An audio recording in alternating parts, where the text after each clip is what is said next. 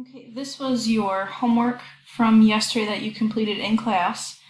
Feel free to pause this as you need to so you can correct things. A few things that I want to go over. On number 13, a few of you messaged me about this one. You could have left it as 5/3 or write it as 1.67 or 1.6 repeating, or you could have done 1 2/3. If I gave you one like that on the test, I would put like round to the nearest hundredth or keep it as a fraction or whatever. What else did I see? On number 12, when you had x, well, there was a negative sign in front of it, and then x over 3 equals 2. I multiplied both sides by -3. If you just multiplied it by 3, you would have wound up with a negative x equals a positive 6. So to get rid of that negative in front of the x, you would have had to divide by -1. So I kind of combined two steps in that one.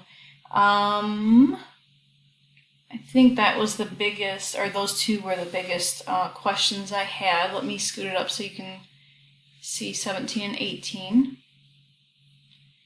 I think those were good. I don't think many of you had problems with 17 and 18. Okay, let me go on to the next page. And you only had to go to 35. I know there's more than that on here, so don't worry about 36 and 37 and all this stuff down here. That's for the other class. So on number 19, again, it had that negative in front of the x over 2. So I multiplied both sides by -2. If you just multiplied by 2, you would have had to do another step. So kind of make it into a 3-step equation. And notice, actually I should have showed you on the other page, but notice how my checks look. Okay, I'm actually showing 2 equals 2, -32 equals -32. Some of you weren't doing the work, or you were just writing like that top part here and leaving it like that. And that's not how I showed you in the notes.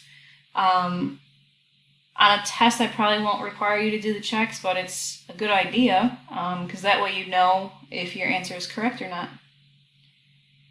So you only had up to 35. I'm trying to think if there were any issues with the one-step equations that I saw.